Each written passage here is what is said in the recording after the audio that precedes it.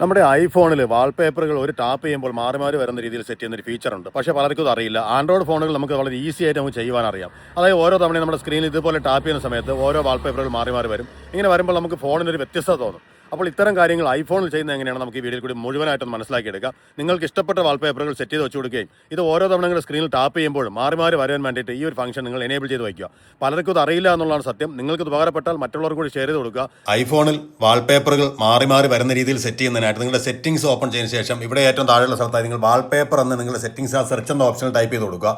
Wallpaper type ചെയ്യുമ്പോൾ ആ wallpaper application ഇവിടെ വരും. തുറന്ന് നിങ്ങൾക്ക് ഇവിടെ ആഡ് ന്യൂ വാൾപേപ്പർ എന്നുള്ള ഓപ്ഷനിൽ പോയതിന് ശേഷം നിങ്ങളിവിടെ ഫോട്ടോ ഷഫിൾ എന്നുള്ളത് സെലക്ട് ചെയ്ത് നിങ്ങളുടെ ഗാലറിയിൽ നിന്നും നിങ്ങൾക്ക് ഇവിടെ നിന്ന് നിങ്ങൾ സെലക്ട് ഫോട്ടോസ് മാനുവലി എന്നുള്ള ഓപ്ഷനിലേക്ക് മാറ്റിയിടണം. തുറന്ന് നിങ്ങൾക്ക് ഇഷ്ടപ്പെട്ട ഫോട്ടോകൾ ഇവിടെ നിങ്ങൾ സെലക്ട് ചെയ്ത് കൊടുക്കുക. ഇങ്ങനെ സെലക്ട് ചെയ്തതിന് ശേഷം ഇവിടെ ടിക്ക് മാർക്ക് ഒന്ന് അമർത്തി തുറന്ന് നിങ്ങൾക്ക് ഇവിടെ ഓരോന്നായിട്ടുള്ള വാൾപേപ്പർ നിങ്ങൾക്ക് ഇതുപോലെ ആ ഒരു ക്ലോക്കും പാകിസ്ഥാനൊക്കെ നിങ്ങൾക്ക് ഇഷ്ടപ്പെട്ട രീതിയിൽ ഒന്ന് സെറ്റ് ചെയ്ത് തുറന്നുകൊണ്ട് ഇവിടെയുള്ള ഒരു ഡെപ്ത് അനാലിസിന് ഈ ഒരു ഓപ്ഷൻ ഇവിടെ നിന്ന് ക്ലിക്ക് ചെയ്ത് കൊടുക്കുക. സ്പേഷ്യൽ വ്യൂ എന്നുള്ള സാധനം ഒന്ന് ഓപ്പൺ ചെയ്ത് നിങ്ങൾ ക്ലോക്കൊക്കെ ഇതുപോലെ അഡ്ജസ്റ്റ് ചെയ്തതിന് ശേഷം തുറന്ന് നിങ്ങൾ ഓരോന്നിലും ടാപ്പ് ചെയ്യുക. അപ്പോൾ നിങ്ങൾക്ക് ഓരോ വാൾപേപ്പറായിട്ട് ഇങ്ങനെ മാറി മാറി വരും. അതെല്ലാത്തിലും നമുക്ക് ഇതുപോലുള്ള ഓപ്ഷൻസ് എനേബിൾ ചെയ്ത് നിങ്ങൾക്ക് ആവശ്യമായ രീതിയിൽ നിങ്ങൾ എത്ര വാൾപേപ്പർ എടുത്തിട്ടുണ്ടോ അതെല്ലാം ഇതുപോലെ ക്രിയേറ്റീവായിട്ട് നിങ്ങൾ സെറ്റ് ചെയ്ത് ഓരോന്നിനും ഓരോ പ്രാവശ്യം വിരലോട് നിങ്ങൾ ടാപ്പ് ചെയ്ത് കൊടുക്കുമ്പോൾ ഓരോ വാൾപേപ്പറായിട്ട് നിങ്ങൾ ഇവിടെ നിന്ന് മാറി മാറി കിട്ടും.